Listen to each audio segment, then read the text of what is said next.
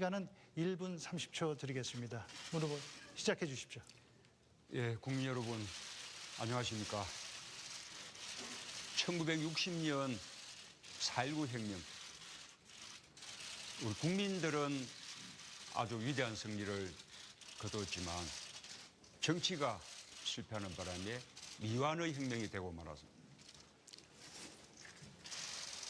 이승만 대통령 하야시키고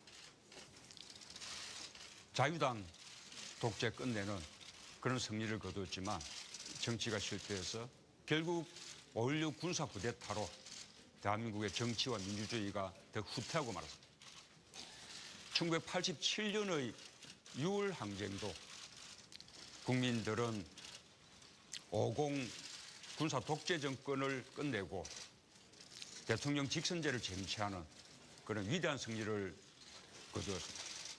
그러나 직선제 선거에서 정권 교체에 실패했기 때문에 6월 항쟁의 정신을 정치에서 구현해내지 못했습니다.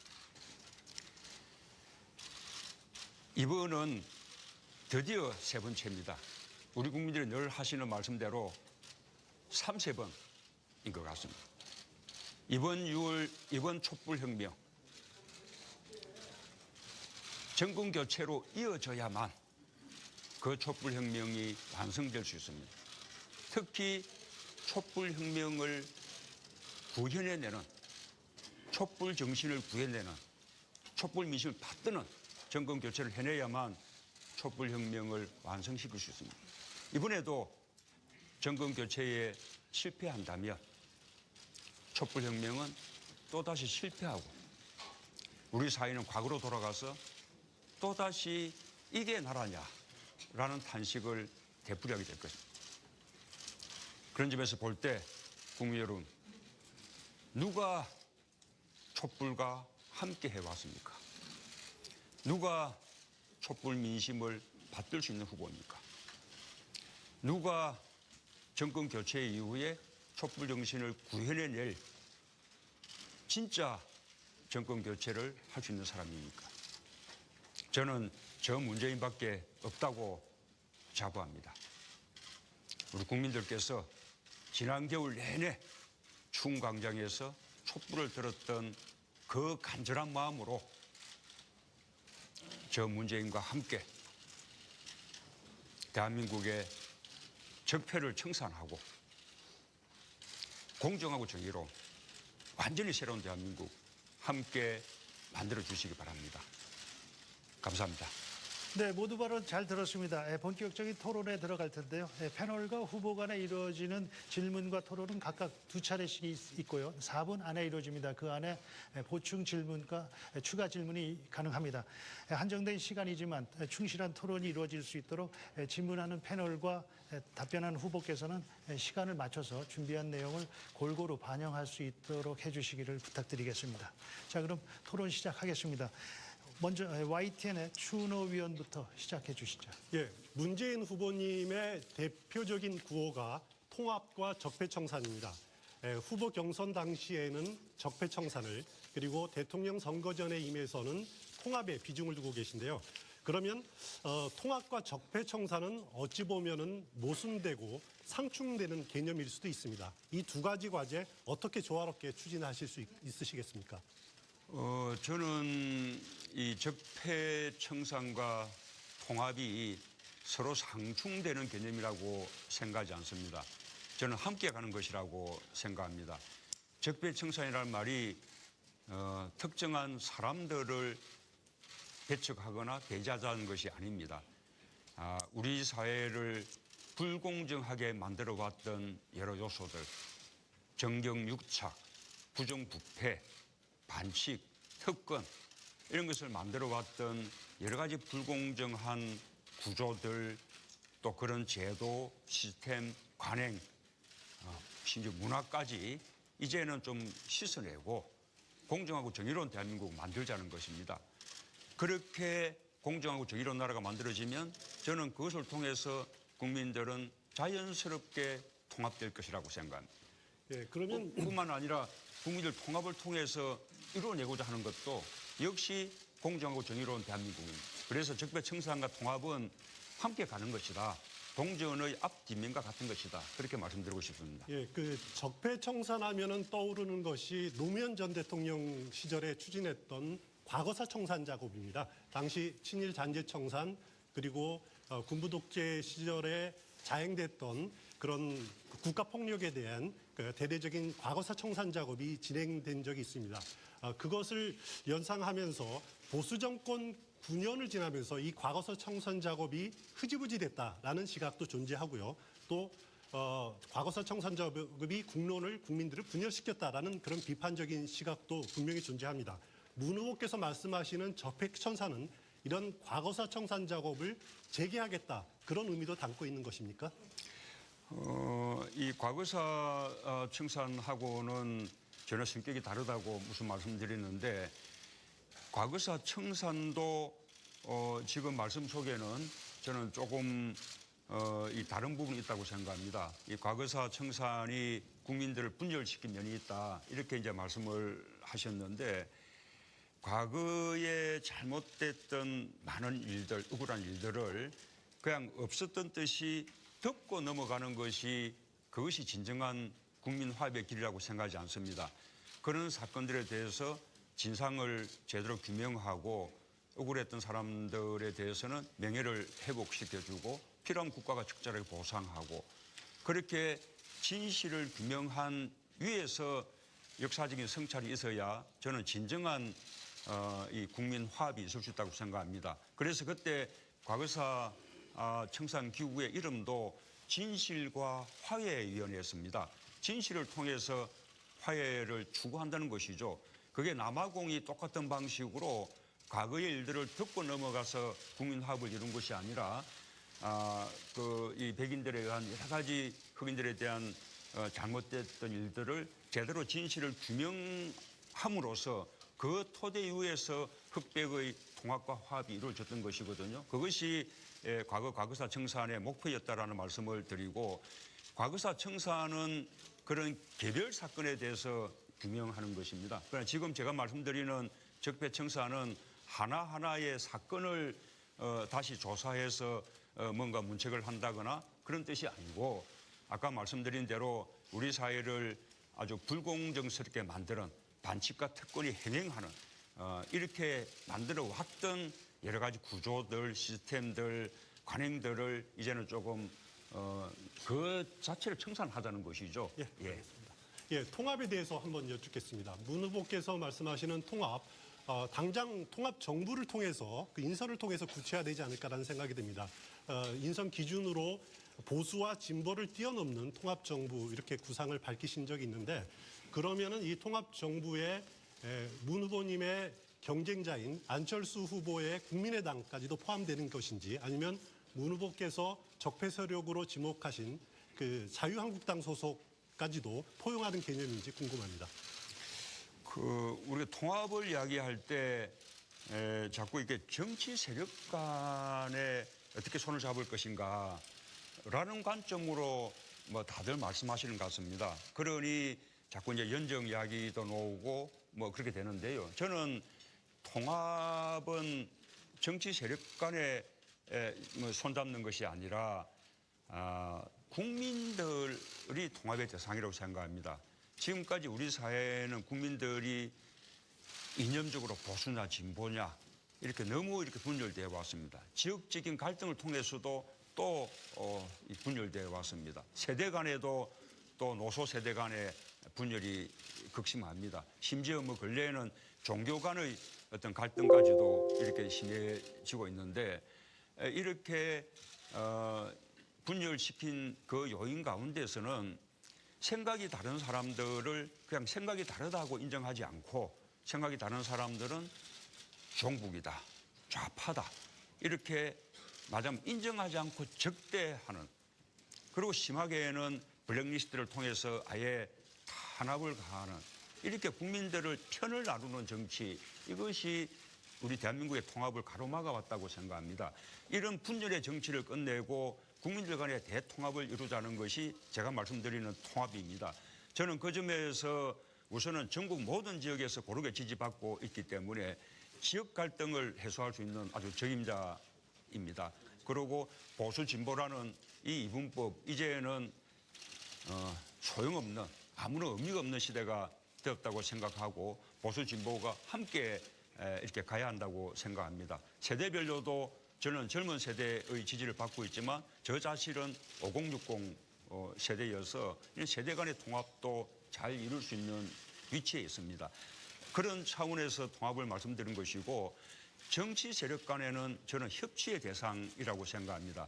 말씀하신 대로 정권 교체를 하게 되면 안정적인 의석 확보가 필요한데 저는 그 1차적인 대상은 기존의 우리 야권 정당들이라고 생각합니다. 국민의당, 정의당, 우리가 정책 연대를 통해서 힘을 함께 할 수도 있고 또 국민의당의 경우는 원래 뿌리가 같았던 만큼 저는 당연히 통합도 저는 열어놓고 이게 생각을 하고 있습니다. 네, 추로 의원 수고하셨습니다. 다음은 SBS 임광기 선임 기자 질문해 주시죠. 문 후보께서는 각종 여론조사에서 높은 지지율을 보이고 있습니다. 그런데 이게 물론 후보로서는 굉장히 행복한 일일 텐데 반면에 비호감도 역시 굉장히 높은 게 사실이거든요. 문재인이 아닌 누구를 이렇게 찾는 이른바 반문 정서가 아주 팽배한데 왜 이렇게 완강한 거부감이 존재한다라고 이렇게 생각하시는지요? 글쎄요, 그것은 뭐 저만의 일이 아니지 않습니까? 우선은 모든 정치인은 지지가 있고 반대가 있죠. 지금 모든 정치인 가운데 가장 지지가 높고 반대가 적은 것이 저 문재인이기 때문에 제가 지금 1위를 하고 있는 것이고 그리고 또 한편으로는 대세다라는 말도 듣고 있는 거 아니겠습니까? 그리고 그렇기 때문에 또 확장성도 가장 높은 후보가 되는 것이고요.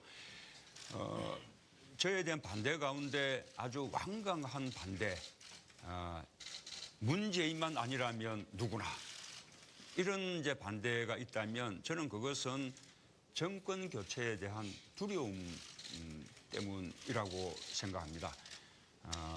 저는 뭐 그런 분들조차도 정권 교체하고 나면 편 가르지 않고 대선 과정에서 어떤 입장에 섰든 다 함께 해나가겠습니다. 아까 말씀드린 그런 적폐청산 저는 우리가 통합돼야만 가능하다고 생각합니다. 통합된 국민들의 지지 없이는 대통령이 아무리 의지를 가진다 한들 그것은 불가능한 일이라고 봅니다. 이제는 적어도 합리적인 진보 그리고 개혁적인 보수 이 범주 내에 있다면 저는 지금까지 저와 함께 해왔던 분이든 아니든 저와 인연이 있는 분이든 아니든 심지어 제가 전혀 모르는 분들까지도 함께 할 그런 자세와 용의를 가지고 있습니다. 자, 그런데 상당수가 비판하시는 사람들 중에서 상당수가 개파 패권주의를 지적하고 있거든요. 물론 이제 문 후보께서는 우리 당내에 개파나 패권은 없다 이렇게 말씀을 하고 계시지만은 함께 경쟁을 했던 안희정 지사나 최근에 탈당한 김종인 전 대표 이런 분들마저도 지적을 하고 있고 또 국민의당 안철수 후보도 개파 패권주의 세력에게 나라를 맡길 수는 없지 않느냐 이렇게 공격을 하고 있단 말이에요. 자, 이런 부분에 대해서 이 집권 후에까지도 이런 부분을 걱정하는 사람들이 많은데 이거에 대해서는 어떻게 생각을 하십니까? 경쟁하는 상대를 공격하는 그냥 언어죠. 맞아요. 공격하는 프레임이라고 그렇게 말할 수 있겠습니다. 지금 함께 그 경선했던 우리 당의 후보들 경선 때는 그런 패권이란 말로 저를 공격하기도 했지만 지금 보십시오. 안희정 지사, 이재명 시장, 또 더 일찍 포기했던 박원순 시장, 김부겸 의원 다 함께 하고 있지 않습니까? 본인들이 단체장이어서 선대위에 결합할 수 없기 때문에 그 부인들, 그 아들까지 지금 다 함께 하고 있습니다.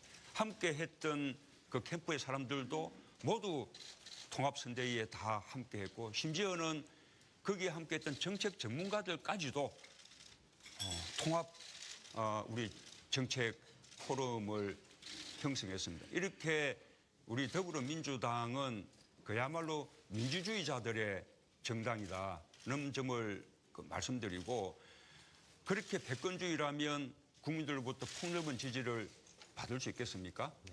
그만큼 오히려 과거에 그러니까 우리가 패권 이 개파의 보스들끼리 물밑에서 공천에서 지분을 나누고 또 당직을 나누고 하는 이런 문화, 정당 문화를 완전히 타파하고 혁신한 그야말로 패권주의라는 뿌리 자체를 없애버린 그런 혁신을 해낸 사람으로 저는 국민들은 저를 평가해주고 있다고 그렇게 저는 확신하고 있습니다. 네, 하나만 더 여쭙겠습니다. 이른바 이제 문파라고 불리는 극성 지지자들 있는 거 알고 계시죠?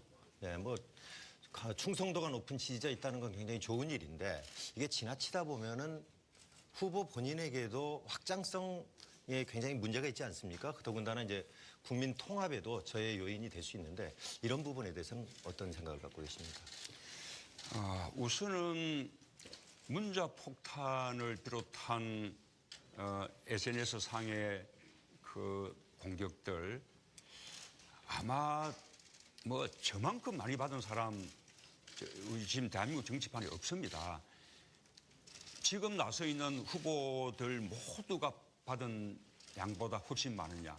저는 아마 대한민국 정치 모두를 다 합쳐서 그 받은 양보다 훨씬 많은 그런 공격을 저는 SNS를 통해서 받아왔고 그 가운데는 차마 볼 수 없는 욕설도 많습니다. 저는 더 나아가서 아예 오프라인 상으로도 뭐 얼마나 많은 공격들을 받아왔습니까? 그러나 저는 그에 대해서 불평한 적 없습니다. 국민들의 정치적 의사표시 방법 가운데 하나라고 저는 생각합니다. 지금 국민들은 선거 때 투표권만 행사하는 간접민주주의로서는 만족하지 못합니다. 직접 주권자로서 의사 표현하고 행동하고자 한 것이 지난번에 촛불 집회이지 않겠습니까? 마찬가지로 SNS를 통해서 주권자로서 의사를 활발하게 표출하는 것입니다. 그 사실만큼은 우리가 인정하고 그러나 그런 정치적 의사 표출까지도 아주 정도를 넘어서서는 안 된다. 그러나 과도하게 상대를 이렇게 욕설을 한다든지 과도한 비방을 한다든지 또는 허위사실을 공격한다든지 또는 조직화돼서 집단적으로 공격한다든지 하는 것은 이것은 도를 넘어서는 일이고 그것은 우리가 정당한 주권의 행사를 벗어나는 것이기 때문에 그 점에 대해서는 자제해 주시는 게 바람직하다라고 제가 저희 지지자들에게도 여러 번 말씀을 드리고 있습니다. 네, 임거기 선임 기자 수고하셨습니다. 다음은 MBN 장광익 정치부장이 받아주시죠. 예, 후보님께서 통합을 많이 강조를 하고 계신데요. 통합은 사실 구체적인 인사를 통해서 국민들한테 보여주는 게 참 중요하다고 생각합니다. 일전에 그 국무총리에 관한 얘기를 하시면서 국무총리는 지역적으로 탕평을 이루면서 통합을 이룰 수 있는 사람을 선임하겠다라고 말씀을 하셨는데 그 말씀을 이렇게 되새겨 보면 혹시 그 첫 번째 총리로 호남 인사를 혹시 염두에 두고 계신 건 아닌가라는 생각이 드는데 어떻습니까? 제가 특정 지역을 지금 단계에서 뭐 언급하기는 어렵겠습니다. 그러나 분명한 것은 총리는 저는 대탕평 또 국민 대통합 이 관점에서 인선할 그럴 계획이고 당연히 제가 영남인 만큼 영남이 아닌 분을 적어도 초대에는 그런 분을 총리로 모시겠습니다. 그럼 지금쯤은 그 후보님 준비된 대통령임을 이제 여러 차례 강조를 하셨으니까 머릿속에는 이 준비된 총리가 이렇게 후보군이 좀 있으시겠군요. 예, 제가 염두에 뭐 이미 두고 있는 분이 계십니다. 사실 우리 정치 문화가 조금 더 성숙돼 있다면 저는 적정한 시기에는 그분을 공개해서 좀 국민들에게 또 예측 가능성을 높여주기도 하고 또 국민들의 판단을 이렇게 구해보기도 하고 또 그분도 검증을 또 통과해야 되기 때문에 검증에 대한 대비를 하기도 하고 또 총리가 이 장관들에 대한 재청권을 가지고 있기 때문에 그 재청에 대한 어떤 구상을 하기도 하고 저는 이런 것이 사실은 참 바람직하다고 생각합니다. 그런데 우리 정치 문화에서 그것이 이제 공개될 경우에 과연 그것이 순수하게 이렇게 받아지겠냐 여러 가지 또 부정적인 그것도 있을 수가 있어서 어쨌든 이제 고심인데 적어도 마지막 단계 가면 국민들께는 뭔가 좀 가시적인 모습을 보여드려야 하지 않을까 그런 생각을 하고 있고요. 내친 김에 말씀을 드리면 저는 이 국민 통합을 정치 세력 간의 뭐 연정이나 뭐 이거 하는 것은 다중 문제고 그에 앞서서 대통령의 권한으로 할 수 있는 내각의 구성, 정부의 구성 이것을 대통합의 정신으로 그렇게 구성해서 그야말로 통합정부, 대한민국 드림팀 정부를 구성하고 싶습니다. 인수위가 없다 보니까 이번 같은 경우는 과감하게 혹시 선거 전에 총리는 이렇게 발표하시거나 그러실 계획은 없으시죠? 그래서 여러 가지 이제 인수위라는 과정이 없기 때문에 실제로 뭐 그런 책도 있습니다. 이 성공한 대통령 취임 전에 결정된다 그런 책이 있습니다. 그만큼 이제 인수위 과정의 준비가 대통령의 성공 여부를 좌우한다는 것인데요. 그런데 아시다시피 지금은 인수위가 없지 않습니까? 그러니까 인수위 때 해야 될 준비들을 사실은 이제 후보 단계 때 해야 되는데 후보들은 정작 또 선거운동을 하느라고 그런 경향들이 없거든요. 그래서 어쨌든 당과 후보 쪽이 적어도 조금 이렇게 막바지에 가게 되면 조금이라도 다음 정부를 구상하는 이런 식의 시간과 좀 준비가 필요하리라고 생각합니다. 네네. 짧게 한 가지만 더 여쭤보겠습니다. 정부 조직 개편 관련해서 참 많이들 궁금해하시는데요. 정부 조직 개편. 그 박근혜 정부에서 만들어진 미래창조과학부 과연 어떻게 할 것인가 궁금증도 많고요. 그다음에 외교와 통상을 합쳐서 외교통상부라고 지금 되어 있는데 요즘 한미 FTA 등등 이 통상 현안이 많은 만큼 이 통상 부분을 어떻게 떼내든지 아니면 어떻게 해야 되는 거 아니냐 뭐 이런 지적도 있는데 거기에 대한 혹시 견해가 있으시면 좀 밝혀주십시오. 예, 저는 그 우선 기본적으로 정권이 바뀌었다고 또 정부 조직을 심하게 바꾸어서 있는 부처를 없애고 다시 또 새로운 부처를 만들고 그런 방식은 별로 이렇게 바람직하지 않다고 생각합니다. 가급적 국정은 연속성을 가지고 나아가는 것이 바람직하다고 봅니다. 그래서 제가 정부 조직 개편에 대해서 딱 하나 지금 공약을 한 것은 이 중소벤처기업부를 기존의 중소기업청을 성격시켜서 부로 이렇게 만들겠다라는 거 하나 했습니다. 그것도 기왕의 청을 성격시키는 것이기 때문에 그것이 뭐 엄청난 변화라고 생각하지 않습니다. 저는 옛날 참여정부 시기에 정보통신부나 이 과기부 같은 그런 과학기술 또 정보화 시대를 이끄는 컨트롤 타워가 정부 내에 필요하다고 생각합니다. 그렇다면 저는 그것은 미래창조과학부 쪽에 그 컨트롤 타워 기능을 제대로 부여해 주면 된다. 그런 생각을 가지고 있고요. 방금 질문하신 가운데 통상 부분을 기존의 외교부에서 떼내서 산자부로 이렇게 보낸 것은 저는 그것은 좀 잘못된 결정이었다고 생각하고 그 이후에 정부의 운영을 보더라도 그것이 그 이후 우리 통상 외교를 굉장히 약화시킨 요인이 됐다고 봅니다. 그래서 통상 부분은 다시 외교부로 복원하는 것이 맞겠다라는 생각을 가지고 있습니다. 네, 계속해서 MBC의 김기현 정치부장님 준비하고 계시죠? 예, 저는 송민순 전 장관이 제기한 북한 인권 결의안 표결 문제 좀 여쭤보겠습니다. 송민순 전 장관이 공개한 문건을 보면은 문 후보 측에서 지금까지 말씀하신 것처럼 그 우리 측의 기권 통보에 대한 답신이라고 보기 어려운 부분이 좀 있어서요.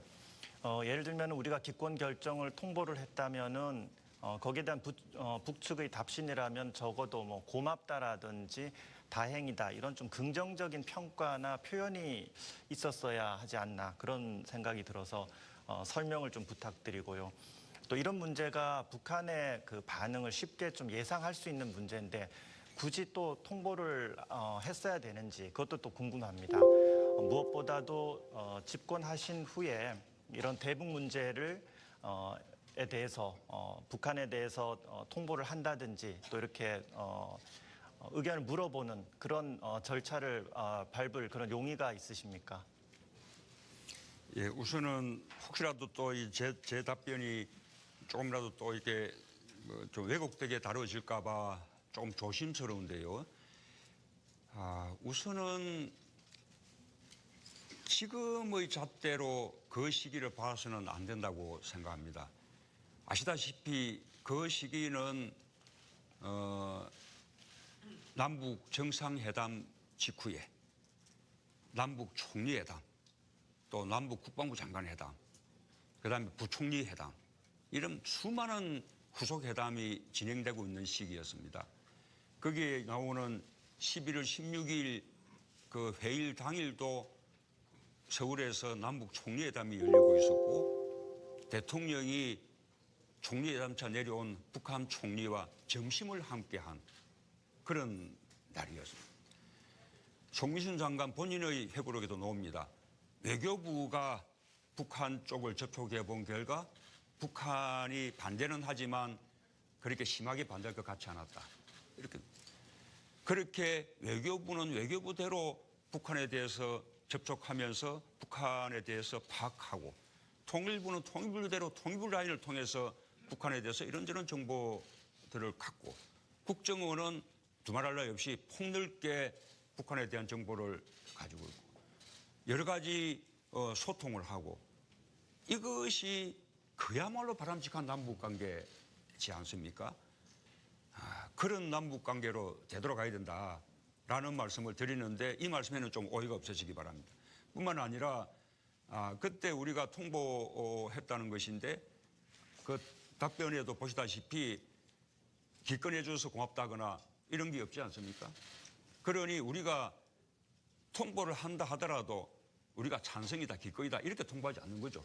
김만복 국정원장이 스스로 통보를 한 내용을 인터뷰를 통해서 밝혔는데, 우리가 북한 인권 결의안 그래도 내용을 완화하기 위해서 우리가 많은 노력을 했다. 그리고 앞으로 결의안 처리해서 우리가 어떤 입장을 취하든 앞으로 남북관계에는 아무런 이상이 없을 것이다. 앞으로 우리 후속 회담들 우리는 충실하게 할 거다. 이렇게 원론적인 통지를 해주고, 그 이후에 있을지도 모르는 북한의 반발을 사전에 무마하는 것이죠. 그런 것이 저는 고도의 외교 행위라고 그렇게 생각합니다. 예, 이어서 질문 한 가지만 더 드리겠습니다. 문 후보께서 이제 특전사 출신이다, 또 안보 대통령이 되겠다 이렇게 강조를 많이 하셨는데, 주적 논란, 또 지금 방금 질문 드렸던 회고록 논란 같이 안보에 대한 관련 공격이라든지 이런 게 많은데, 그 이유가 무엇이라고 생각을 하십니까?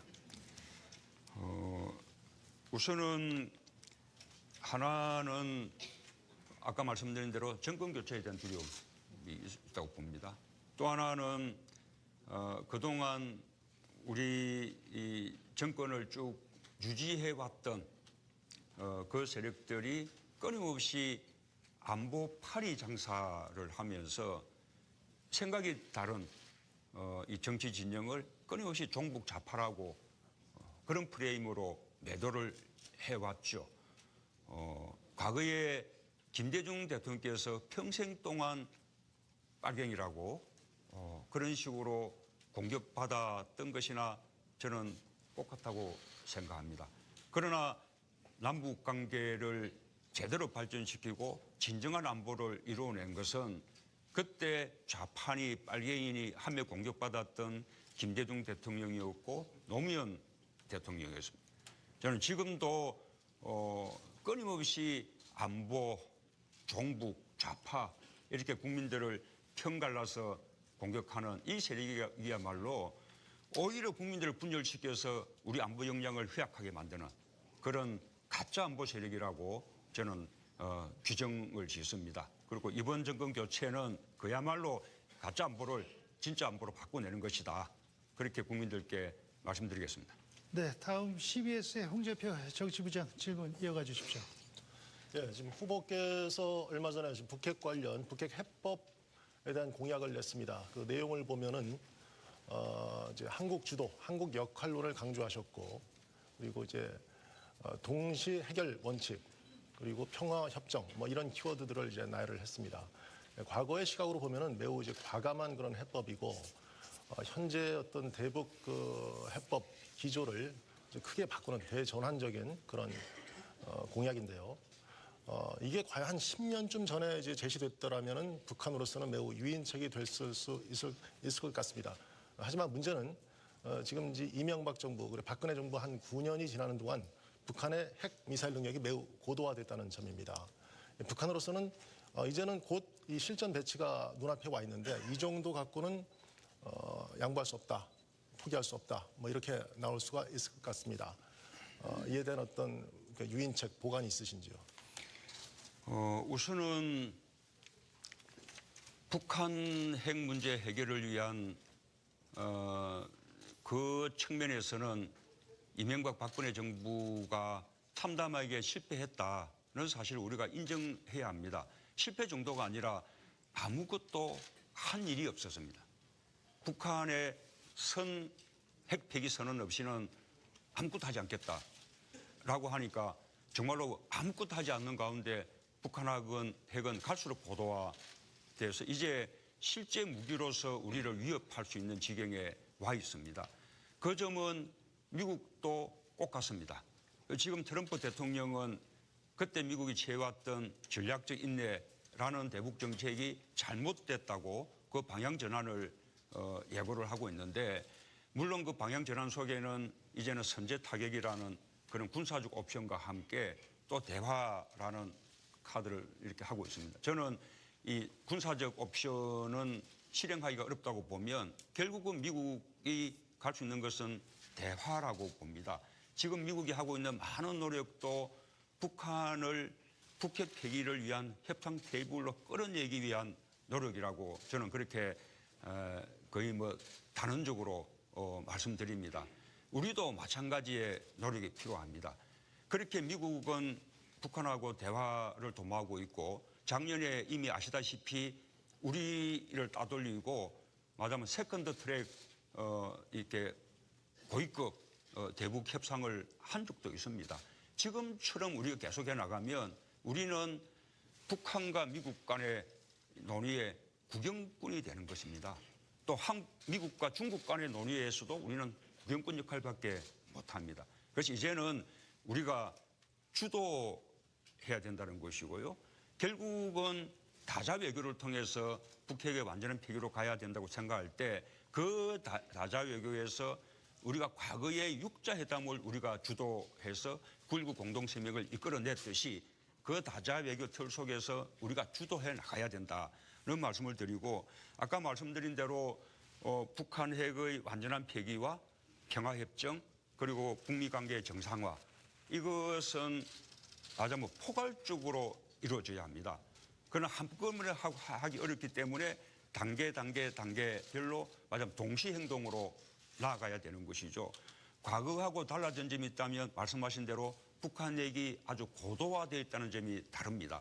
그래서 과거처럼 곧바로 북한 핵 폐기로 가기는 쉽지 않을 테고 현실적으로 보면 일단 1단계는 북한 핵의 동결, 북한이 추가적인 핵실험을 하지 않고 북한의 핵을 고도화하는 노력을 일체 중단하고 북한 핵을 동결하는 조치, 그에 대해서 검증 가능한 그런 조치를 취해 나가는 것을 1단계로 하고 그다음에 2단계로 완전한 폐기로 나아가는 이런 좀 단계별 접근들이 필요할 것이라고 판단됩니다. 예, 북한으로서는 이 평화협정이 일종의 종이 쪼가리 한 장에 불과한데 이거 하나 믿고 어떻게 우리가 그 핵을 포기하겠느냐 뭐 이런 얘기를 하고 있습니다만은 그러한 북한을 설득할 수 있는 보관이 또 있겠습니까? 이 동시 행동마다 취해지는 조치들이 있는 것이죠. 만약에 북한이 우선 핵 동결하고 그 핵 동결이 충분히 검증된다면 그러면 거기에 상응해서 우리도 한미 간의 군사훈련을 조금 조정하거나 축소한다든가 그렇게 상응하는 조치들을 단계별로 취해 줄 수가 있는 것입니다. 북한이 핵 고도화에 이미 많은 비용을 이렇게 지출했겠지만 그러나 북미 관계가 정상화돼서 여러 가지 제재 조치에서 벗어나고 또 평화협정을 통해서 북한의 체제를 보장받고 한다면 그것은 자신들이 핵에 지출한 비용보다 훨씬 많은 이렇게 보상을 받게 되는 것이기 때문에 북한이 그것을 마다할 이유가 없는 것입니다. 결국 문제는 어떻게 다자 외교 틀 속에서 서로가 동의하고 또 서로가 검증해 갈 수 있는 그런 동시행의 단계를 거쳐서 포괄적인 해결에 이르느냐 그런 어떤 다자 외교의 능력에 달려 있다고 생각합니다. 네네. 그 무엇보다도 그 첫 물꼬를 트는 그 행동을 어떻게 할 것인가가 가장 중요해 보이는데요. 이 개성공단이나 5.24 조치 해제, 금강산 관광 재개 이런 것 등에 대해서 우리가 조건 없이 먼저 해줄 수 있는 건지 아니면 일정한 어떤 전제가 있어야 되는 건지 어떻게 보십니까? 우선은 저는 우리가 장기적으로 봐서 개성공단 재개돼야 되고 또 당초 구상대로 2단계, 3단계 이렇게 더 발전해 가야 된다는 입장입니다. 금강산 관광도 당연히 재개돼야 된다는 생각이고요. 그러나 적어도 북한하고 대화 국면은 조성돼야만 가능한 것이죠. 북한하고 대화 국면이 조성되지 않는다면 우선은 그 재개 자체도 어려울 뿐만 아니라 그 재개를 위한 대화 자체가 안 되지 않겠습니까? 그래서 적어도 북한이 핵을 동결하고 그다음에 그 토대 이후에서 핵 폐기를 위한 협상 테이블에 놓은다면 저는 그 단계에서는 개성공단을 재개하고 또 금강산 관광도 재개할 수 있다고 생각합니다.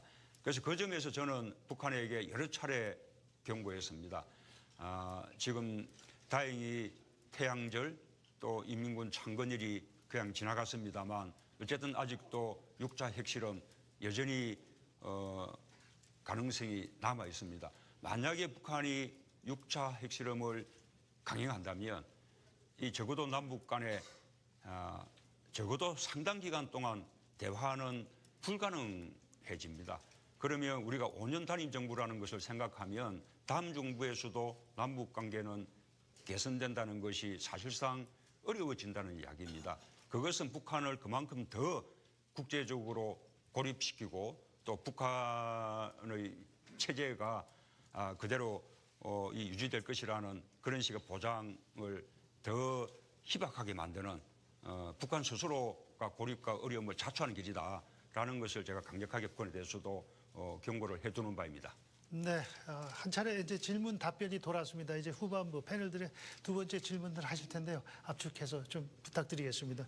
자, 이번에는 SBS 임광기 선임 기자 먼저 해주시죠. 네, 가장 핫한 이슈 중에 하나인데요. 사드 문제를 빼놓을 수가 없을 것 같습니다. 잘 아시겠지만 어제 새벽에 경북 성주에 배치가 됐습니다.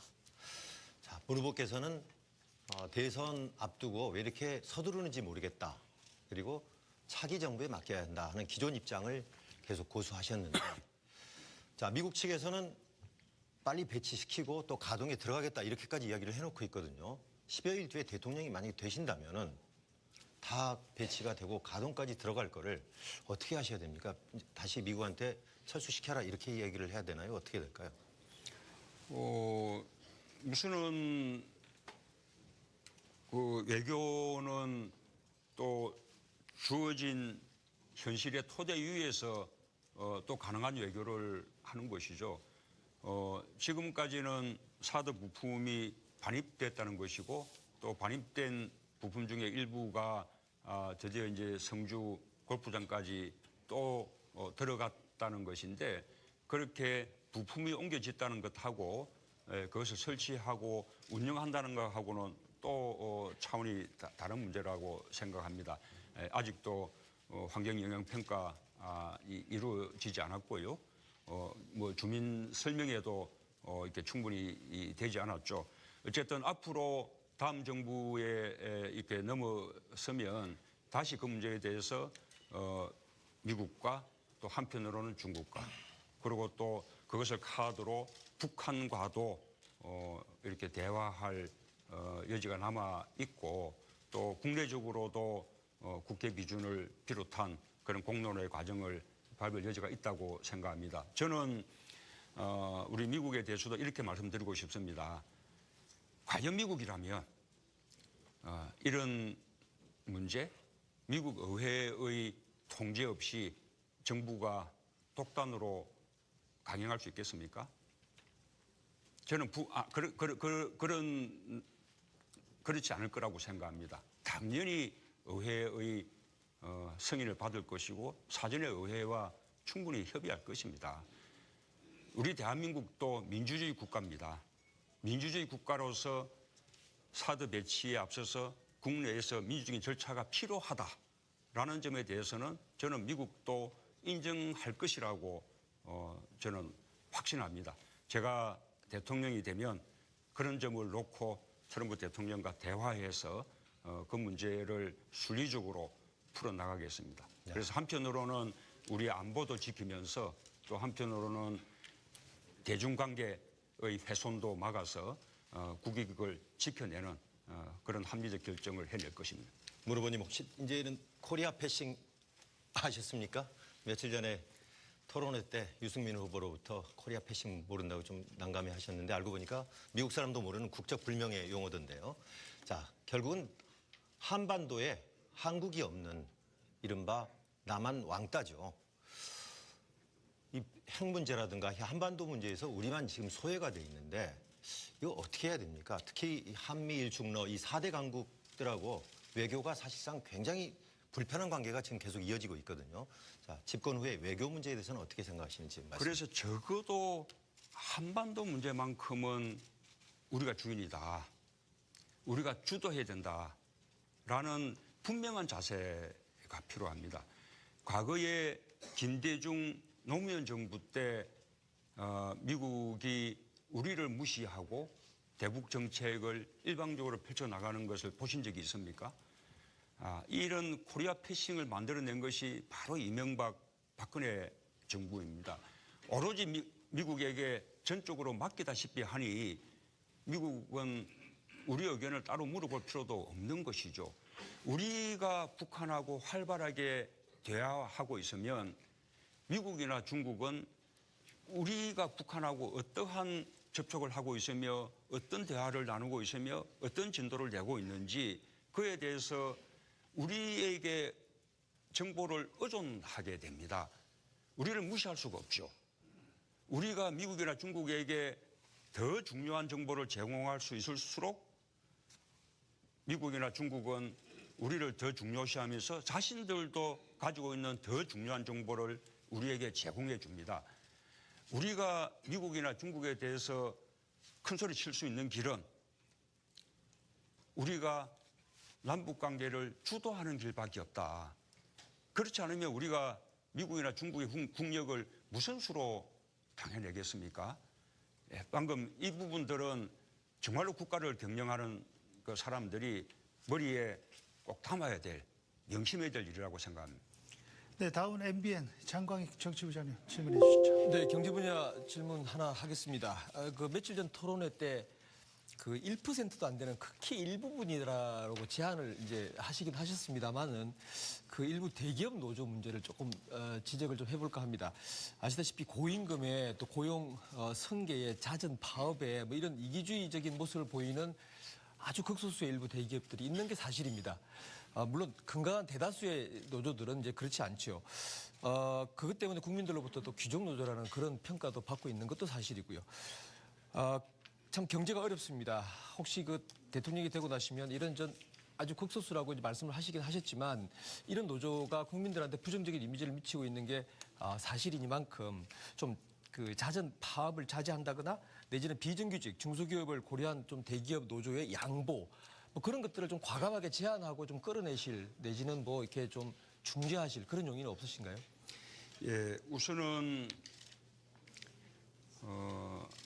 우리나라 노조 조직률이 10%밖에 되지 않습니다. 세계에서 가장 낮습니다.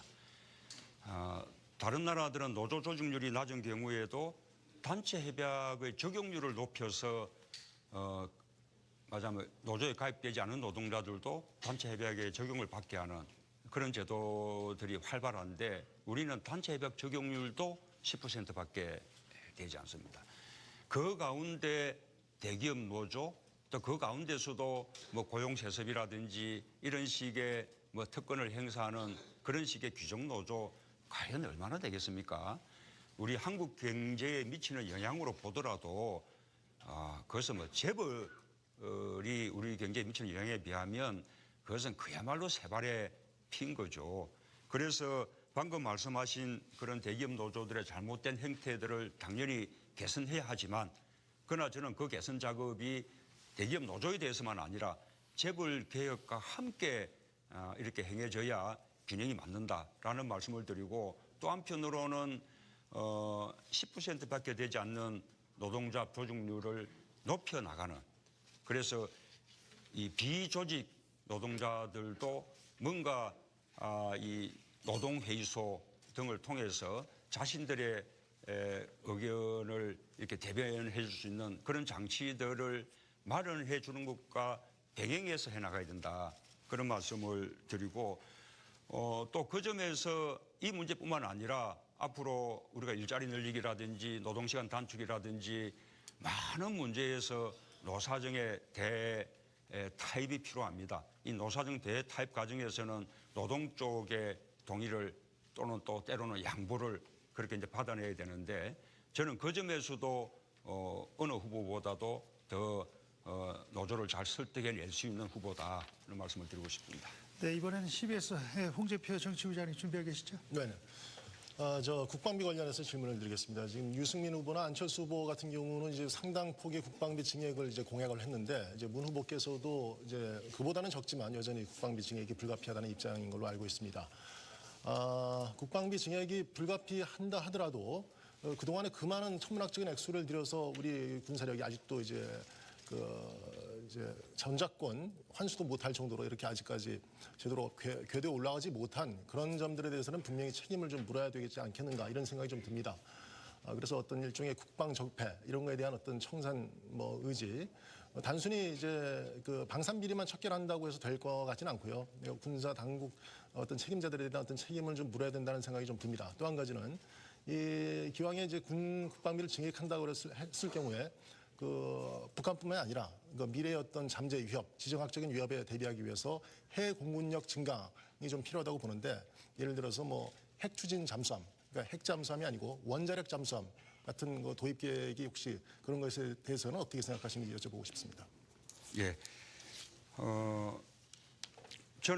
저도 국방비를 GDP 대비 3%까지 이렇게 점차적으로 끌어올리겠다고 공약을 했습니다.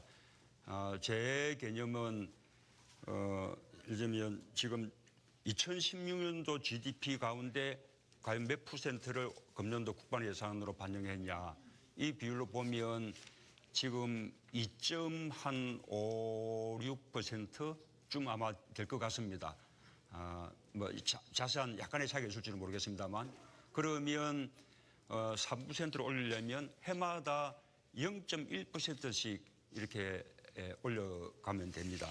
저는 충분히 우리가 감당할 수치라고 생각하고 그것을 통해서 우리 군을 양 중심 그 국방 전력에서 질 중심의 그런 전력으로 이렇게 옮겨야 우리가 자주 국방 능력 또 전작권을 우리가 가져와서 스스로 행사할 수 있는 능력을 갖추게 된다고 생각합니다. 전작권이 지금까지 전환되지 않은 부분에 대해서 저는 뭐 과거의 일에 대해서 책임을 물을 생각은 없습니다. 전작권을 우리가 행사할 수 있냐 없냐라는 부분들은 다들 평가나 판단들이 다르기 때문에 그 점이 무슨 뭐 문책 대상이라고 생각하지는 않습니다. 다만 이 점은 분명합니다. 이미 한미 양국 간에 2012년도에 전작권을 이렇게 이양하기로 합의한 바 있었고 그때 미국에서는 전작권 이양에 아무런 문제가 없다. 그렇게 밝힌 바가 있습니다. 그러나 그것을 또 이명박 정부가 2015년으로 한번 연기를 했었고 2015년에 와서 박근혜 정부는 이제는 이 조건에 따른 뭐 전작권 환수 이래 가지고 아주 기한 없는 연기로 넘겨버렸습니다. 어쨌든 저는 전작권 우리가 독자적으로 행사할 만한 충분한 능력이 있다고 생각합니다. 한미 연합 어떤 체제가 유지돼야 되는데 한미 연합사 그대로 유지가 되면서 지금은 사령관이 미군 사령관이고 부사령관이 한국군이고 하는 구조만 바꾸어서 한국군이 사령관 맡고 부사령관이 미군이 맡고 이렇게 주부만 이렇게 바꾸면서 연합 체제를 유지해 나가면 우리가 독자적으로 전시작전권을 행사하는데 아무런 문제가 없다고 생각합니다. 어쨌든 우리가 독자적으로 한 번도 전시작전을 행사해 본 적이 없기 때문에 그에 대한 내부적인 준비가 필요하다 하더라도 저는 빠른 시일 내에 그 준비를 구축해낼 수 있다고 생각합니다. 그렇게 노력을 하겠습니다. 핵 추진 잠수함은 약간은 복잡합니다. 핵을 무기로 사용하지 않고 핵을 연료로 사용하는 그런 잠수함은 원자력에 관한 국제협정에 위반되지 않습니다. 다만 이제 문제는 이렇게 하려고 그러면 말하자면 핵연료가 되는 물질을 우리가 미국으로부터 이렇게 구입을 해야 되는데 지금 현재 한미 간의 원자력 협정 속에는 그것이 안 되게 그렇게 되어 있습니다. 군사적 목적에는 무기로든 연료로든 다 이제 사용하지 못하게 돼 있어서 이 부분에 대해서는 한미 원자력 협정을 개정할 필요가 있습니다. 저는 이제는 핵 추진 잠수함은 우리에게도 필요한 시대가 됐다고 생각합니다. 제가 대통령이 되면 미국과 한미 원자력 협정의 개정 논의하겠습니다. 네, YTN 추은호 위원님 추가 질문 해주시죠. 예, 네. 저는 이제 청와대 이전 문제 좀 여쭙겠습니다. 취임하시면은 대통령 집무실을 광화문으로 옮겨서 광화문 대통령실에 열겠다 말씀하셨고 그 취지 충분히 공감합니다. 하지만은 서울 시내 한복판에 청와대 대통령 집무실 그리고 관저가 있다라면은 그 테러라든가 공격의 위협에 좀 취약할 수 있다라는 우려도 충분히 있고요. 그렇다고 경호를 강화하다 보면은 시민의 불편이 또 충분히 예상할 수 있는데 그런 문제들 어떻게 조화롭게 해서 이전 추진하시겠습니까? 우선은 경호는 뭐 지금 대통령 경호실을 경찰청 산하 대통령 경호국으로 이렇게 이관해도 충분하다 생각하고요. 뭐 세계 거의 모든 나라들이 다 그렇게 하고 있습니다. 지금 뭐 유럽의 내각 책임제 국가들은 전부 총리의 업무 공간이나 그 사저가 전부 다 시내에 그냥 있습니다. 미국도 백악관에 적어도 시민들이 대통령 집무실까지도 가볼 수 있는 그렇게 개방된 구조지 않습니까? 그래서 그런 경호 문제 너무 지나치게 과거같이 엄격한 경호 이제는 뭐 필요한 시대가 아니라고 생각하고 오히려 국민들과 장벽을 만드는 그런 지나친 경호를 저는 대폭 낮추어서 국민들과 대통령이 가까이 만날 수 있어야 된다고 생각합니다. 혹시라도 이제 출퇴근 시간 동안에 교통의 불편을 초래할 거 아니냐 이런 이제 염려도 하고 계신데 저희가 참여정부 때 좀 그런 모습을 보여드렸는데 요즘은 교통 신호만 쭉 이렇게 조작을 하면 그냥 대통령 차량 교통을 차단하지 않고 교통의 흐름을 전혀 중단시키지 않고 그 흐름 속에서 대통령 차량이 함께 가는 그래서 또 맞은편 차량에는 또 반대 그 차선에는 반대쪽 차량들이 함께 지나가는 그런 식의 그 주행이 얼마든지 가능하다. 그래서 경호 때문에 국민들의 불편을 가중시킬 문제는 전혀 없다는 말씀을 드리고 청와대를 시민들께 돌려드린다 하더라도 청와대 내에서 계속 사용해야 되는 공간은 있습니다. 청와대 내에 지하 벙커라든지 또 영빈관 같은 경우도 외국에서 정말로 국빈이 오면 사용을 해야겠죠. 그다음에 지금 청와대 헬기장 이런 부분들은 계속 사용할 필요가 있다고 생각합니다. 그런 부분들은 보유 한 채 나머지 공간들을 시민들에게 개방하면 그 부분들을 저는 뭐 역사문화박물관으로 사용할 수도 있고 또는 역대 대통령 그런 뭐 기념관이나 박물관으로 사용도 할 수 있고 얼마든지 좋은 용도가 있다고 생각합니다. 네, 예정된 시간이 다 됐습니다. 예, 국민들께 드리고 싶은 말씀이 있는 것도 요 마지막 질문에 대한 답변으로 대신 좀 해주시면 감사하겠습니다. 네, 오늘 성의 있는 답변과 열띤 토론 이어가 주신 문재인 후보께 감사드립니다. 패널 분들도 수고 많으셨고요. 시청해 주신 여러분 대단히 고맙습니다. 어떤 갈등까지도 이렇게 심해지고 있는데 이렇게 분열시킨 그 요인 가운데서는 생각이 다른 사람들을 그냥 생각이 다르다고 인정하지 않고 생각이 다른 사람들은 종북이다, 좌파다 이렇게 말하자면 인정하지 않고 적대하는 그리고 심하게는 블랙리스트를 통해서 아예 탄압을 가하는 이렇게 국민들을 편을 나누는 정치 이것이 우리 대한민국의 통합을 가로막아 왔다고 생각합니다. 이런 분열의 정치를 끝내고 국민들 간의 대통합을 이루자는 것이 제가 말씀드리는 통합입니다. 저는 그 점에서 우선은 전국 모든 지역에서 고르게 지지받고 있기 때문에 지역 갈등을 해소할 수 있는 아주 적임자입니다. 그리고 보수 진보라는 이 이분법 이제는 소용없는 아무런 의미가 없는 시대가 되었다고 생각하고 보수 진보가 함께 이렇게 가야 한다고 생각합니다. 세대별로도 저는 젊은 세대의 지지를 받고 있지만 저 자신은 5060 세대여서 세대 간의 통합도 잘 이룰 수 있는 위치에 있습니다. 그런 차원에서 통합을 말씀드린 것이고 정치 세력 간에는 저는 협치의 대상이라고 생각합니다. 말씀하신 대로 정권 교체를 하게 되면 안정적인 의석 확보가 필요한데 저는 그 1차적인 대상은 기존의 우리 야권 정당들이라고 생각합니다. 국민의당, 정의당, 우리가 정책 연대를 통해서 힘을 함께할 수도 있고 또 국민의당의 경우는 원래 뿌리가 같았던 만큼 저는 당연히 통합도 저는 열어놓고 이게 생각을 하고 있습니다. 네, 추로 의원 수고하셨습니다. 다음은 SBS 임광기 선임 기자 질문해 주시죠. 문 후보께서는 각종 여론조사에서 높은 지지율을 보이고 있습니다. 그런데 이게 물론 후보로서는 굉장히 행복한 일일 텐데 반면에 비호감도 역시 굉장히 높은 게 사실이거든요. 문재인이 아닌 누구를 이렇게 찾는 이른바 반문 정서가 아주 팽배한데 왜 이렇게 완강한 거부감이 존재한다라고 이렇게 생각하시는지요?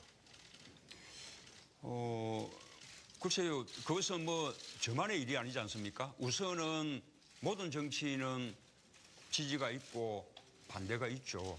지금 모든 정치인 가운데 가장 지지가 높고 반대가 적은 것이 저 문재인이기 때문에 제가 지금 1위를 하고 있는 것이고 그리고 또 한편으로는 대세다라는 말도 듣고 있는 거 아니겠습니까? 그리고 그렇기 때문에 또 확장성도 가장 높은 후보가 되는 것이고요. 저에 대한 반대 가운데 아주 완강한 반대, 문재인만 아니라면 누구나 이런 이제 반대가 있다면 저는 그것은 정권 교체에 대한 두려움 때문이라고 생각합니다. 저는 뭐 그런 분들조차도 정권 교체하고 나면 편 가르지 않고 대선 과정에서 어떤 입장에 섰든 다 함께 해나가겠습니다. 아까 말씀드린 그런 적폐청산 저는 우리가 통합돼야만 가능하다고 생각합니다. 통합된 국민들의 지지 없이는 대통령이 아무리 의지를 가진다 한들 그것은 불가능한 일이라고 봅니다. 이제는 적어도 합리적인 진보 그리고 개혁적인 보수 이 범주 내에 있다면 저는 지금까지 저와 함께 해왔던 분이든 아니든 저와 인연이 있는 분이든 아니든 심지어 제가 전혀 모르는 분들까지도 함께 할 그런 자세와 용의를 가지고 있습니다. 자, 그런데 상당수가 비판하시는 사람들 중에서 상당수가 개파 패권주의를 지적하고 있거든요. 물론 이제 문 후보께서는 우리 당내에 개파나 패권은 없다 이렇게 말씀을 하고 계시지만은 함께 경쟁을 했던 안희정 지사나 최근에 탈당한 김종인 전 대표 이런 분들마저도 지적을 하고 있고 또 국민의당 안철수 후보도 개파 패권주의 세력에게 나라를 맡길 수는 없지 않느냐 이렇게 공격을 하고 있단 말이에요.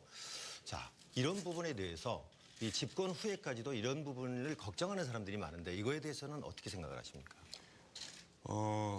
경쟁하는 상대를 공격하는 그냥 언어죠. 맞아, 공격하는 프레임이라고 그렇게 말할 수 있겠습니다. 지금 함께 그 경선했던 우리 당의 후보들 경선 때는 그런 패권이란 말로 저를 공격하기도 했지만 지금 보십시오.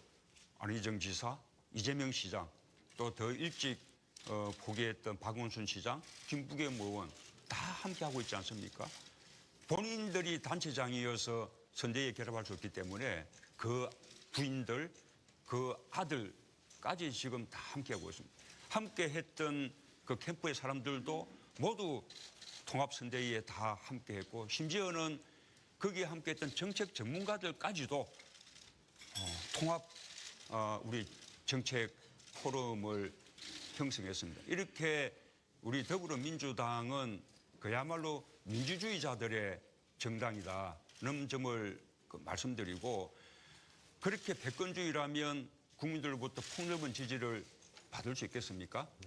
그만큼 오히려 과거에 우리가 패권 이 개파의 보스들끼리 물밑에서 공천에서 지분을 나누고 또 당직을 나누고 하는 이런 문화, 정당 문화를 완전히 타파하고 혁신한 그야말로 패권주의라는 뿌리 자체를 없애버린 그런 혁신을 해낸 사람으로 저는 국민들은 저를 평가해주고 있다고 그렇게 저는 확신하고 있습니다. 네, 하나만 더 여쭙겠습니다. 이른바 이제 문파라고 불리는 극성 지지자들 있는 거 알고 계시죠?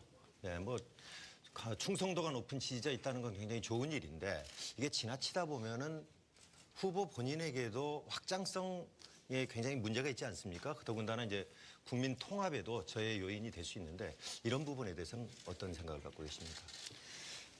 우선은 문자 폭탄을 비롯한 SNS 상의 그 공격들 아마 뭐 저만큼 많이 받은 사람 우리 지금 대한민국 정치판에 없습니다. 지금 나서 있는 후보들 모두가 받은 양보다 훨씬 많으냐. 저는 아마 대한민국 정치 모두를 다 합쳐서 그 받은 양보다 훨씬 많은 그런 공격을 저는 SNS를 통해서 받아왔고 그 가운데는 차마 볼 수 없는 욕설도 많습니다. 저는 더 나아가서 아예 오프라인 상으로도 뭐 얼마나 많은 공격들을 받아봤습니까? 그러나 저는 그에 대해서 불평한 적 없습니다. 국민들의 정치적 의사 표시 방법 가운데 하나라고 저는 생각합니다. 지금 국민들은 선거 때 투표권만 행사하는 간접민주주의로서는 만족하지 못합니다. 직접 주권자로서 의사 표현하고 행동하고자 한 것이 지난번에 촛불 집회이지 않겠습니까? 마찬가지로 SNS를 통해서 주권자로서 의사를 활발하게 표출하는 것입니다. 그 사실만큼은 우리가 인정하고 그러나 그런 정치적 의사 표출까지도 아주 정도를 넘어서서는 안 된다. 그러나 과도하게 상대를 이렇게 욕설을 한다든지 과도한 비방을 한다든지 또는 허위사실을 공격한다든지 또는 조직화돼서 집단적으로 공격한다든지 하는 것은 이것은 도를 넘어서는 일이고 그것은 우리가 그 정당한 주권의 행사를 벗어나는 것이기 때문에 그 점에 대해서는 자제해 주시는 게 바람직하다라고 저희 지지자들에게도 여러 번 말씀을 드리고 있습니다. 네, 임거기 선임 기자 수고하셨습니다. 다음은 MBN 장광익 정치부장이 받아주시죠. 예, 후보님께서 통합을 많이 강조를 하고 계신데요. 통합은 사실 구체적인 인사를 통해서 국민들한테 보여주는 게 참 중요하다고 생각합니다. 일전에 그 국무총리에 관한 얘기를 하시면서 국무총리는 지역적으로 탕평을 이루면서 통합을 이룰 수 있는 사람을 선임하겠다라고 말씀을 하셨는데 그 말씀을 이렇게 되새겨 보면 혹시 그 첫 번째 총리로 호남 인사를 혹시 염두에 두고 계신 건 아닌가라는 생각이 드는데 어떻습니까?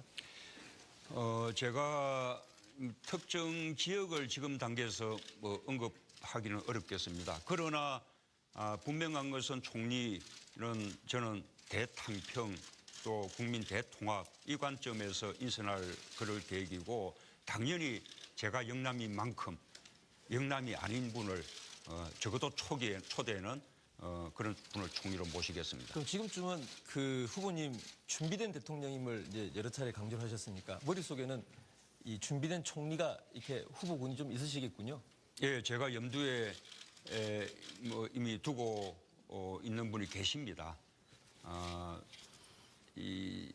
사실 우리 정치 문화가 조금 더 성숙돼 있다면 저는 적정한 시기에는 그분을 공개해서 좀 국민들에게도 예측 가능성을 높여주기도 하고 또 국민들의 판단을 이렇게 구해보기도 하고 또 그분도 검증을 또 통과해야 되기 때문에 검증에 대한 대비를 하기도 하고 또 총리가 이 장관들에 대한 재청권을 가지고 있기 때문에 그 재청에 대한 어떤 구상을 하기도 하고 저는 이런 것이 사실은 참 바람직하다고 생각합니다. 그런데 우리 정치 문화에서 그것이 이제 공개될 경우에 과연 그것이 순수하게 이렇게 받아지겠냐 여러 가지 또 부정적인 그것도 있을 수가 있어서 어쨌든 이제 고심인데 적어도 마지막 단계에 가면 국민들께는 뭔가 좀 가시적인 모습을 보여드려야 하지 않을까 그런 생각을 하고 있고요. 내친 김에 말씀을 드리면 저는 이 국민 통합을 정치 세력 간의 뭐 연정이나 뭐 이거 하는 것은 다중 문제고 그에 앞서서 대통령의 권한으로 할 수 있는 내각의 구성, 정부의 구성 이것을 대통합의 정신으로 그렇게 구성해서 그야말로 통합정부, 대한민국 드림팀 정부를 구성하고 싶습니다. 인수위가 없다 보니까 이번 같은 경우는 과감하게 혹시 선거 전에 총리는 이렇게 발표하시거나 그러실 계획은 없으시죠? 그래서 여러 가지 이제 인수위라는 과정이 없기 때문에 실제로 뭐 그런 책도 있습니다. 이 성공한 대통령 취임 전에 결정된다. 그런 책이 있습니다. 그만큼 이제 인수위 과정의 준비가 대통령의 성공 여부를 좌우한다는 것인데요. 그런데 아시다시피 지금은 인수위가 없지 않습니까? 그러니까 인수위 때 해야 될 준비들을 사실은 이제 후보 단계 때 해야 되는데 후보들은 정작 또 선거운동을 하느라고 그런 경향들이 없거든요. 그래서 어쨌든 당과 후보 쪽이 적어도 조금 이렇게 막바지에 가게 되면 조금이라도 다음 정부를 구상하는 이런 식의 시간과 좀 준비가 필요하리라고 생각합니다. 네네. 짧게 한 가지만 더 여쭤보겠습니다. 정부 조직 개편 관련해서 참 많이들 궁금해하시는데요. 정부 조직 개편. 그 박근혜 정부에서 만들어진 미래창조과학부 과연 어떻게 할 것인가 궁금증도 많고요. 그다음에 외교와 통상을 합쳐서 외교통상부라고 지금 되어 있는데 요즘 한미 FTA 등등 이 통상 현안이 많은 만큼 이 통상 부분을 어떻게 떼내든지 아니면 어떻게 해야 되는 거 아니냐 뭐 이런 지적도 있는데 거기에 대한 혹시 견해가 있으시면 좀 밝혀주십시오. 예, 저는 그 우선 기본적으로 정권이 바뀌었다고 또 정부 조직을 심하게 바꾸어서 있는 부처를 없애고 다시 또 새로운 부처를 만들고 그런 방식은 별로 이렇게 바람직하지 않다고 생각합니다. 가급적 국정은 연속성을 가지고 나아가는 것이 바람직하다고 봅니다. 그래서 제가 정부 조직 개편에 대해서 딱 하나 지금 공약을 한 것은 이 중소벤처 중소벤처기업부를 기존의 중소기업청을 성격시켜서 부로 이렇게 만들겠다라는 거 하나 했습니다. 그것도 기왕의 청을 성격시키는 것이기 때문에 그것이 뭐 엄청난 변화라고 생각하지 않습니다. 저는 옛날 참여정부 시기에 정보통신부나 이 과기부 같은 그런 과학기술 또 정보화 시대를 이끄는 컨트롤 타워가 정부 내에 필요하다고 생각합니다. 그렇다면 저는 그것은 미래창조과학부 쪽에 그 컨트롤 타워 기능을 제대로 부여해 주면 된다. 그런 생각을 가지고 있고요. 방금 질문하신 가운데 통상 부분을 기존의 외교부에서 떼내서 산자부로 이렇게 보낸 것은 저는 그것은 좀 잘못된 결정이었다고 생각하고 그 이후에 정부의 운영을 보더라도 그것이 그 이후 우리 통상 외교를 굉장히 약화시킨 요인이 됐다고 봅니다. 그래서 통상 부분은 다시 외교부로 복원하는 것이 맞겠다라는 생각을 가지고 있습니다. 네, 계속해서 MBC의 김기현 정치부장님 준비하고 계시죠? 예, 저는 송민순 전 장관이 제기한 북한 인권 결의안 표결 문제 좀 여쭤보겠습니다. 송민순 전 장관이 공개한 문건을 보면은 문 후보 측에서 지금까지 말씀하신 것처럼 그 우리 측의 기권 통보에 대한 답신이라고 보기 어려운 부분이 좀 있어서요. 예를 들면 우리가 기권 결정을 통보를 했다면은 거기에 대한 북측의 답신이라면 적어도 뭐 고맙다라든지 다행이다 이런 좀 긍정적인 평가나 표현이 있었어야 하지 않나 그런 생각이 들어서 설명을 좀 부탁드리고요.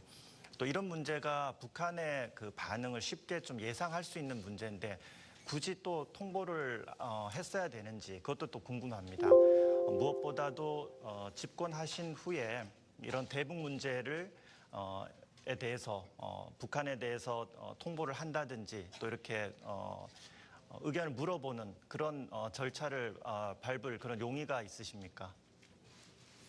예, 우선은 혹시라도 또 제 답변이 조금이라도 또 이렇게 좀 왜곡되게 다뤄질까봐 조금 조심스러운데요. 우선은 지금의 잣대로 그 시기를 봐서는 안 된다고 생각합니다. 아시다시피 그 시기는 남북 정상회담 직후에 남북 총리회담 또 남북 국방부 장관 회담 그다음에 부총리 회담 이런 수많은 후속 회담이 진행되고 있는 시기였습니다. 거기에 나오는 11월 16일 그 회의 당일도 서울에서 남북 총리회담이 열리고 있었고 대통령이 총리회담차 내려온 북한 총리와 점심을 함께한 그런 날이었습니다. 송민순 장관 본인의 회고록에도 나옵니다. 외교부가 북한 쪽을 접촉해 본 결과 북한이 반대는 하지만 그렇게 심하게 반대할 것 같지 않았다. 그렇게 외교부는 외교부대로 북한에 대해서 접촉하면서 북한에 대해서 파악하고 통일부는 통일부대로 통일부 라인을 통해서 북한에 대해서 이런저런 정보들을 갖고 국정원은 두말할 나위 없이 폭넓게 북한에 대한 정보를 가지고 있고 여러 가지 소통을 하고 이것이 그야말로 바람직한 남북관계지 않습니까? 그런 남북관계로 되돌아가야 된다라는 말씀을 드리는데 이 말씀에는 좀 오해가 없어지기 바랍니다. 뿐만 아니라 그때 우리가 통보했다는 것인데 그 답변에도 보시다시피 기권해 줘서 고맙다거나 이런 게 없지 않습니까? 그러니 우리가 통보를 한다 하더라도 우리가 찬성이다, 기꺼이다 이렇게 통보하지 않는 거죠. 김만복 국정원장이 스스로 통보를 한 내용을 인터뷰를 통해서 밝혔는데 우리가 북한 인권 결의안 그래도 내용을 완화하기 위해서 우리가 많은 노력을 했다. 그리고 앞으로 결의안 처리해서 우리가 어떤 입장을 취하든 앞으로 남북관계에는 아무런 이상이 없을 것이다. 앞으로 우리 후속 회담들 우리는 충실하게 할 거다. 시간은 1분 30초 드리겠습니다. 문 후보 시작해 주십시오. 예, 국민 여러분 안녕하십니까.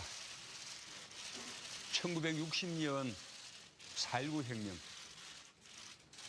우리 국민들은 아주 위대한 승리를 거뒀지만 정치가 실패하는 바람에 미완의 혁명이 되고 말았습니다. 이승만 대통령 하야시키고 자유당 독재 끝내는 그런 승리를 거두었지만 정치가 실패해서 결국 5.16 군사 쿠데타로 대한민국의 정치와 민주주의가 더 후퇴하고 말았습니다. 1987년의 6월 항쟁도 국민들은 50 군사 독재 정권을 끝내고 대통령 직선제를 쟁취하는 그런 위대한 승리를 거두었습니다. 그러나 직선제 선거에서 정권 교체에 실패했기 때문에 6월 항쟁의 정신을 정치에서 구현해내지 못했습니다. 이번은 드디어 세 번째입니다. 우리 국민들이 늘 하시는 말씀대로 3~4번인 것 같습니다. 이번 촛불혁명, 정권 교체로 이어져야만 그 촛불혁명이 완성될 수 있습니다. 특히 촛불혁명을 구현해내는, 촛불 정신을 구현내는, 촛불 민심을 받드는 정권 교체를 해내야만 촛불혁명을 완성시킬 수 있습니다. 이번에도 정권 교체에 실패한다면 촛불혁명은 또다시 실패하고 우리 사회는 과거로 돌아가서 또다시 이게 나라냐라는 탄식을 되풀이하게 될 것입니다. 그런 점에서 볼 때 국민 여러분, 누가 촛불과 함께 해왔습니까? 누가 촛불 민심을 받들 수 있는 후보입니까? 누가 정권 교체 이후에 촛불 정신을 구현해낼 진짜 정권 교체를 할 수 있는 사람입니까? 저는 저 문재인밖에 없다고 자부합니다. 우리 국민들께서 지난 겨울 내내 추운 광장에서 촛불을 들었던 그 간절한 마음으로 저 문재인과 함께 대한민국의 적폐를 청산하고 공정하고 정의로운 완전히 새로운 대한민국 함께 만들어 주시기 바랍니다. 감사합니다. 네, 모두 발언 잘 들었습니다. 본격적인 토론에 들어갈 텐데요. 패널과 후보 간에 이루어지는 질문과 토론은 각각 2차례씩 있고요. 4분 안에 이루어집니다. 그 안에 보충 질문과 추가 질문이 가능합니다. 한정된 시간이지만 충실한 토론이 이루어질 수 있도록 질문하는 패널과 답변하는 후보께서는 시간을 맞춰서 준비한 내용을 골고루 반영할 수 있도록 해주시기를 부탁드리겠습니다. 자, 그럼 토론 시작하겠습니다. 먼저 YTN의 추은호 위원부터 시작해 주시죠. 예, 문재인 후보님의 대표적인 구호가 통합과 적폐청산입니다. 후보 경선 당시에는 적폐청산을, 그리고 대통령 선거 전에 임해서는 통합에 비중을 두고 계신데요. 그러면 통합과 적폐청산은 어찌 보면은 모순되고 상충되는 개념일 수도 있습니다. 이 두 가지 과제 어떻게 조화롭게 추진하실 수 있으시겠습니까? 저는 이 적폐청산과 통합이 서로 상충되는 개념이라고 생각하지 않습니다. 저는 함께 가는 것이라고 생각합니다. 적폐청산이라는 말이 특정한 사람들을 배척하거나 배제하자는 것이 아닙니다. 우리 사회를 불공정하게 만들어왔던 여러 요소들, 정경유착, 부정부패, 반칙, 특권 이런 것을 만들어왔던 여러 가지 불공정한 구조들, 또 그런 제도, 시스템, 관행, 심지어 문화까지 이제는 좀 씻어내고 공정하고 정의로운 대한민국 만들자는 것입니다. 그렇게 공정하고 정의로운 나라가 만들어지면 저는 그것을 통해서 국민들은 자연스럽게 통합될 것이라고 생각합니다. 예, 그러면 뿐만 아니라 국민들 통합을 통해서 이루어내고자 하는 것도 역시 공정하고 정의로운 대한민국입니다. 그래서 적폐청산과 통합은 함께 가는 것이다.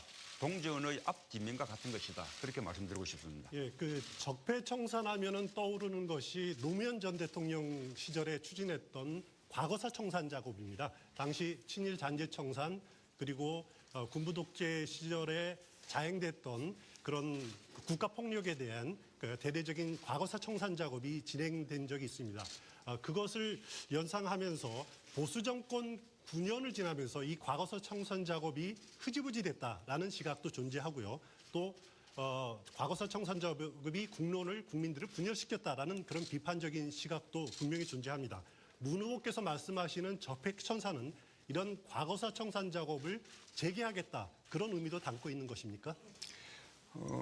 이 과거사 청산하고는 전혀 성격이 다르다고 무슨 말씀드렸는데 과거사 청산도 지금 말씀 속에는 저는 조금 이 다른 부분이 있다고 생각합니다. 이 과거사 청산이 국민들을 분열시킨 면이 있다 이렇게 이제 말씀을 하셨는데 과거에 잘못됐던 많은 일들, 억울한 일들을 그냥 없었던 듯이 덮고 넘어가는 것이 그것이 진정한 국민 화합의 길이라고 생각하지 않습니다.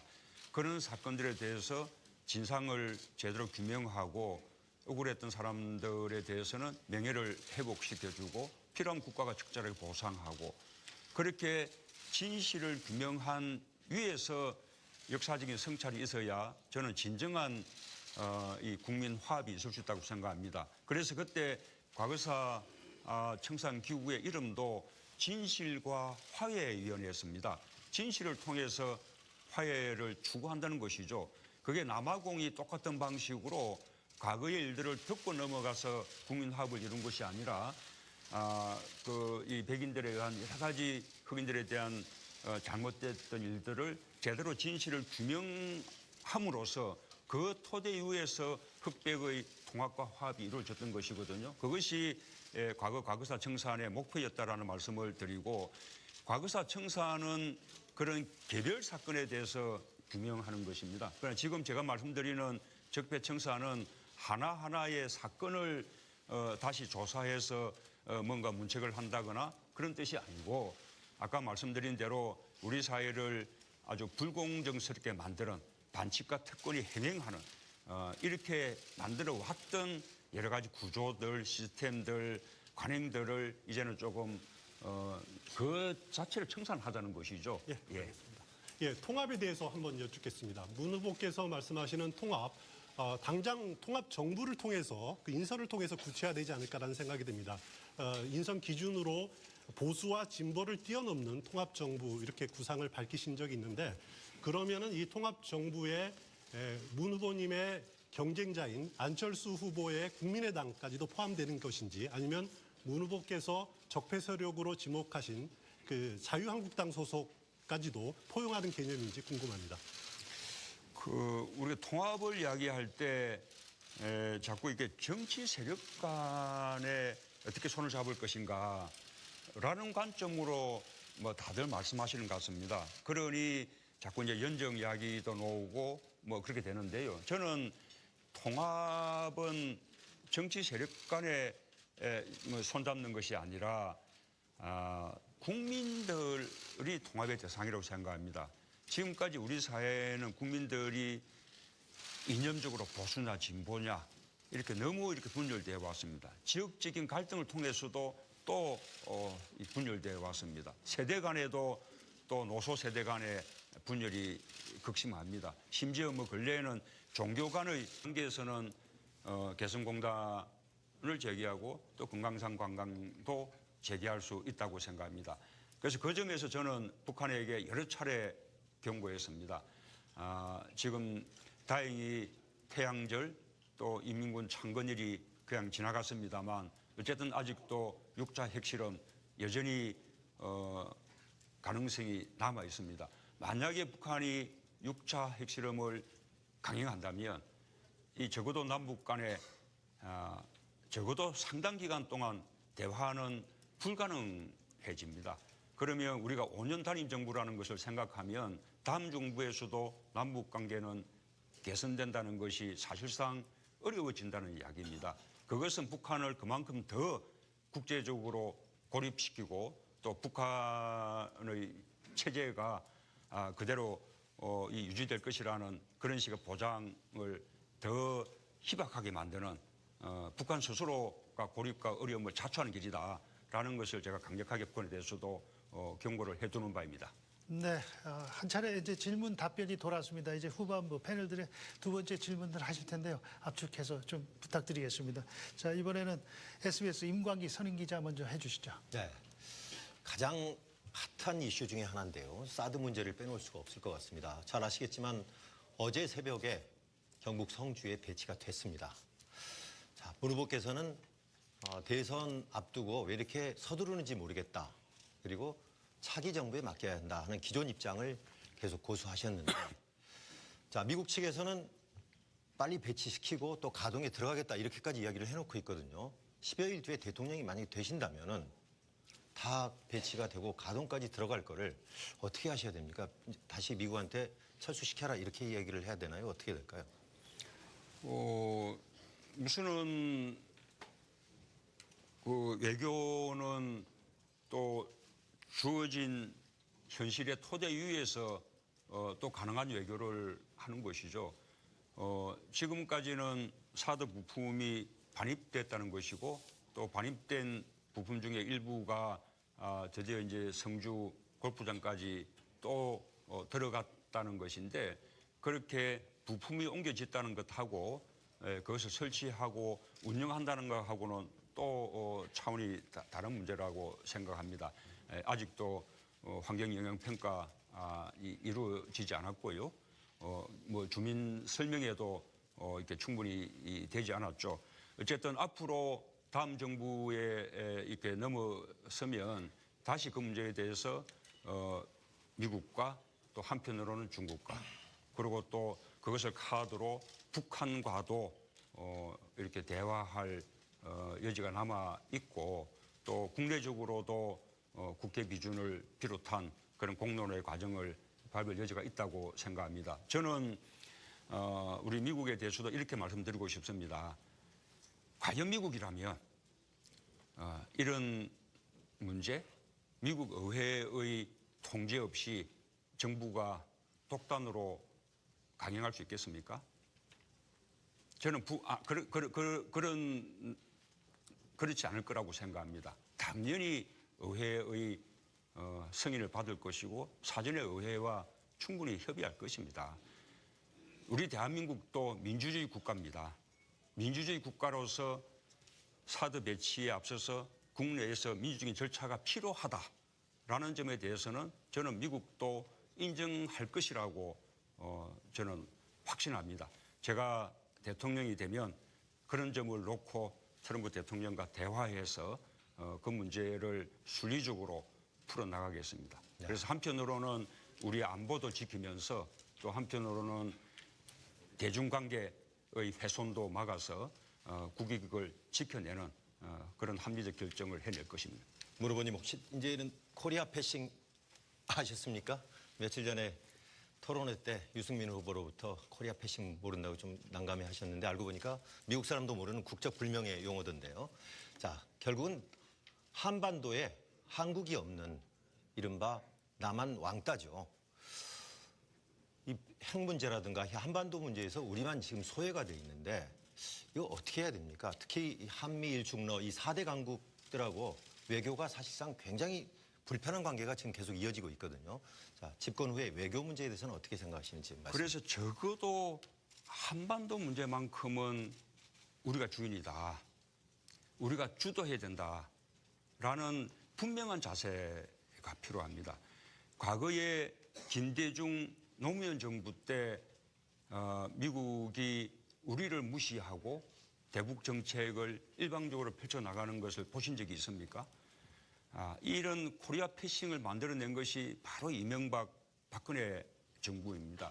오로지 미국에게 전적으로 맡기다시피 하니 미국은 우리 의견을 따로 물어볼 필요도 없는 것이죠.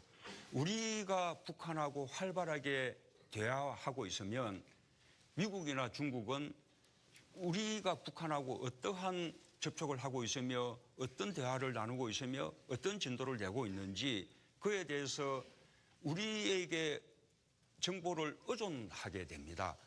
우리를 무시할 수가 없죠.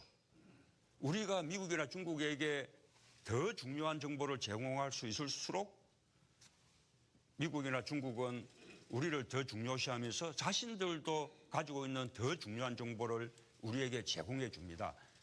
우리가 미국이나 중국에 대해서 큰 소리 칠 수 있는 길은 우리가 남북관계를 주도하는 길밖에 없다. 그렇지 않으면 우리가 미국이나 중국의 국력을 무슨 수로 당해내겠습니까? 방금 이 부분들은 정말로 국가를 경영하는 그 사람들이 머리에 꼭 담아야 될 명심해야 될 일이라고 생각합니다. 네, 다음 MBN 장광익 정치부장님 질문해 주시죠. 네, 경제 분야 질문 하나 하겠습니다. 그 며칠 전 토론회 때 그 1%도 안 되는 극히 일부분이라고 제안을 이제 하시긴 하셨습니다만은 그 일부 대기업 노조 문제를 조금 지적을 좀 해볼까 합니다. 아시다시피 고임금에 또 고용 승계에 잦은 파업에 뭐 이런 이기주의적인 모습을 보이는 아주 극소수의 일부 대기업들이 있는 게 사실입니다. 물론 건강한 대다수의 노조들은 이제 그렇지 않죠. 그것 때문에 국민들로부터 또 귀족 노조라는 그런 평가도 받고 있는 것도 사실이고요. 참 경제가 어렵습니다. 혹시 그 대통령이 되고 나시면 이런 아주 극소수라고 이제 말씀을 하시긴 하셨지만 이런 노조가 국민들한테 부정적인 이미지를 미치고 있는 게 사실이니만큼 좀 그 잦은 파업을 자제한다거나 내지는 비정규직 중소기업을 고려한 좀 대기업 노조의 양보 뭐 그런 것들을 좀 과감하게 제한하고 좀 끌어내실 내지는 뭐 이렇게 좀 중재하실 그런 용의는 없으신가요? 예, 우선은 우리나라 노조 조직률이 10%밖에 되지 않습니다. 세계에서 가장 낮습니다. 다른 나라들은 노조 조직률이 낮은 경우에도 단체 협약의 적용률을 높여서 말하자면 노조에 가입되지 않은 노동자들도 단체 협약의 적용을 받게 하는 그런 제도들이 활발한데 우리는 단체 협약 적용률도 10%밖에 되지 않습니다. 그 가운데 대기업 노조 또 그 가운데서도 뭐 고용세습이라든지 이런 식의 뭐 특권을 행사하는 그런 식의 귀족 노조 과연 얼마나 되겠습니까? 우리 한국 경제에 미치는 영향으로 보더라도 그것은 뭐 재벌이 우리 경제에 미치는 영향에 비하면 그것은 그야말로 세 발의 피인 거죠. 그래서 방금 말씀하신 그런 대기업 노조들의 잘못된 행태들을 당연히 개선해야 하지만 그러나 저는 그 개선 작업이 대기업 노조에 대해서만 아니라 재벌 개혁과 함께 이렇게 행해져야 균형이 맞는다라는 말씀을 드리고 또 한편으로는 10%밖에 되지 않는 노동자 조직률을 높여나가는 그래서 이 비조직 노동자들도 뭔가 이 노동회의소 등을 통해서 자신들의 의견 이렇게 원론적인 통지를 해주고 그 이후에 있을지도 모르는 북한의 반발을 사전에 무마하는 것이죠. 그런 것이 저는 고도의 외교 행위라고 그렇게 생각합니다. 예, 이어서 질문 한 가지만 더 드리겠습니다. 문 후보께서 이제 특전사 출신이다, 또 안보 대통령이 되겠다 이렇게 강조를 많이 하셨는데 주적 논란, 또 지금 방금 질문드렸던 회고록 논란 같이 안보에 대한 관련 공격이라든지 이런 게 많은데 그 이유가 무엇이라고 생각을 하십니까? 우선은 하나는 아까 말씀드린 대로 정권 교체에 대한 두려움이 있다고 봅니다. 또 하나는 그동안 우리 이 정권을 쭉 유지해왔던 그 세력들이 끊임없이 안보 파리 장사를 하면서 생각이 다른 이 정치 진영을 끊임없이 종북 좌파라고 그런 프레임으로 매도를 해왔죠. 과거에 김대중 대통령께서 평생 동안 빨갱이라고 그런 식으로 공격받았던 것이나 저는 똑같다고 생각합니다. 그러나 남북 관계를 제대로 발전시키고 진정한 안보를 이루어낸 것은 그때 좌파니 빨갱이니 하며 공격받았던 김대중 대통령이었고 노무현 대통령이었습니다. 저는 지금도 끊임없이 안보, 종북, 좌파 이렇게 국민들을 편갈라서 공격하는 이 세력이야말로 오히려 국민들을 분열시켜서 우리 안보 역량을 허약하게 만드는 그런 가짜 안보 세력이라고 저는 규정을 짓습니다. 그리고 이번 정권 교체는 그야말로 가짜 안보를 진짜 안보로 바꿔내는 것이다. 그렇게 국민들께 말씀드리겠습니다. 네, 다음 CBS의 홍재표 정치부장 질문 이어가 주십시오. 예, 지금 후보께서 얼마 전에 지금 북핵 관련 북핵 해법에 대한 공약을 냈습니다. 그 내용을 보면은 이제 한국 주도, 한국 역할론을 강조하셨고 그리고 이제 동시 해결 원칙 그리고 평화 협정 뭐 이런 키워드들을 이제 나열을 했습니다.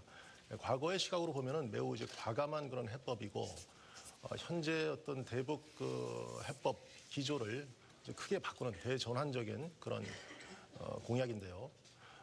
이게 과연 한 10년쯤 전에 이제 제시됐더라면은 북한으로서는 매우 유인책이 될 수 있을 것 같습니다. 하지만 문제는 지금 이제 이명박 정부 그리고 박근혜 정부 한 9년이 지나는 동안 북한의 핵 미사일 능력이 매우 고도화됐다는 점입니다.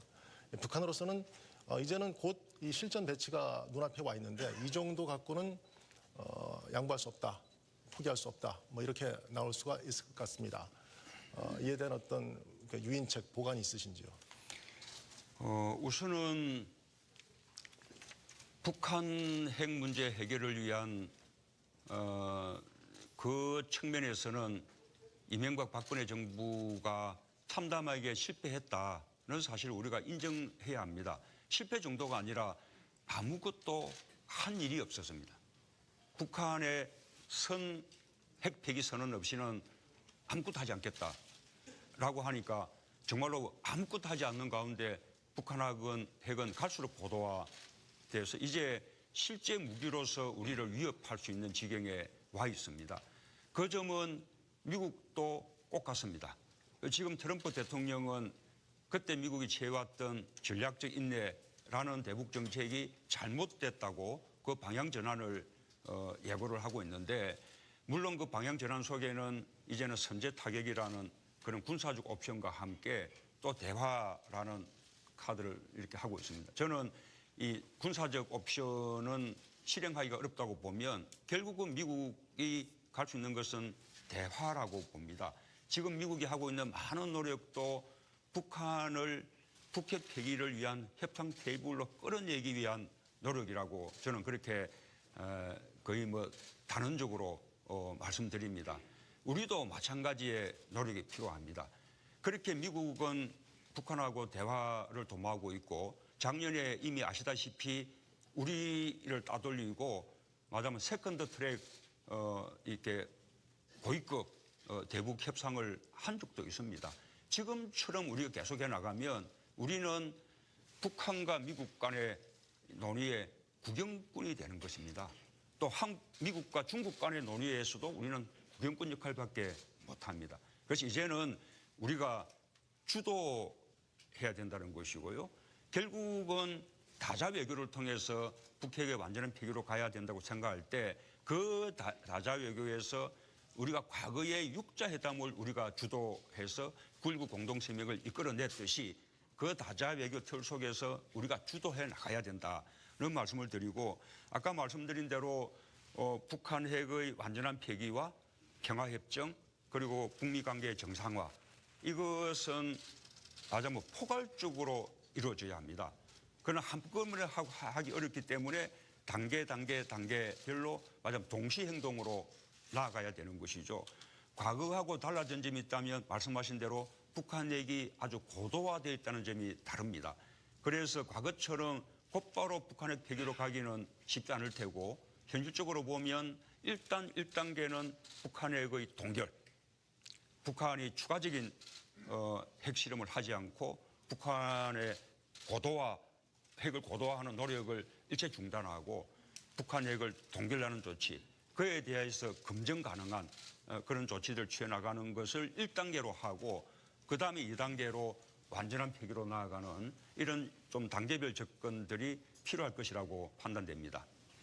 예, 북한으로서는 이 평화협정이 일종의 종이 쪼가리 한 장에 불과한데 이거 하나 믿고 어떻게 우리가 그 핵을 포기하겠느냐 뭐 이런 얘기를 하고 있습니다만은 그러한 북한을 설득할 수 있는 보관이 또 있겠습니까?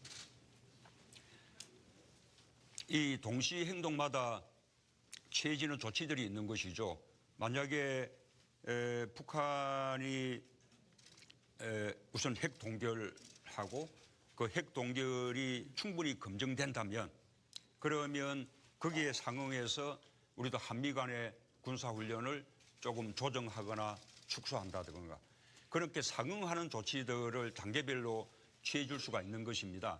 북한이 핵 고도화에 이미 많은 비용을 이렇게 지출했겠지만 그러나 북미 관계가 정상화돼서 여러 가지 제재 조치에서 벗어나고 또 평화협정을 통해서 북한의 체제를 보장받고 한다면 그것은 자신들이 핵에 지출한 비용보다 훨씬 많은 이렇게 보상을 받게 되는 것이기 때문에 북한이 그것을 마다할 이유가 없는 것입니다. 결국 문제는 어떻게 다자 외교 틀 속에서 서로가 동의하고 또 서로가 검증해 갈 수 있는 그런 동시행의 단계를 거쳐서 포괄적인 해결에 이르느냐 그런 어떤 다자 외교의 능력에 달려 있다고 생각합니다. 네네. 그 무엇보다도 그 첫 물꼬를 트는 그 행동을 어떻게 할 것인가가 가장 중요해 보이는데요. 이 개성공단이나 5.24 조치 해제, 금강산 관광 재개 이런 것 등에 대해서 우리가 조건 없이 먼저 해줄 수 있는 건지 아니면 일정한 어떤 전제가 있어야 되는 건지 어떻게 보십니까? 우선은 저는 우리가 장기적으로 봐서 개성공단 재개돼야 되고 또 당초 구상대로 2단계, 3단계 이렇게 더 발전해 가야 된다는 입장입니다. 금강산 관광도 당연히 재개돼야 된다는 생각이고요. 그러나 적어도 북한하고 대화 국면은 조성돼야만 가능한 것이죠. 북한하고 대화 국면이 조성되지 않는다면 우선은 그 재개 자체도 어려울 뿐만 아니라 그 재개를 위한 대화 자체가 안 되지 않겠습니까? 그래서 적어도 북한이 핵을 동결하고 그다음에 그 토대 이후에서 핵 폐기를 위한 협상 테이블에 놓은다면 저는 그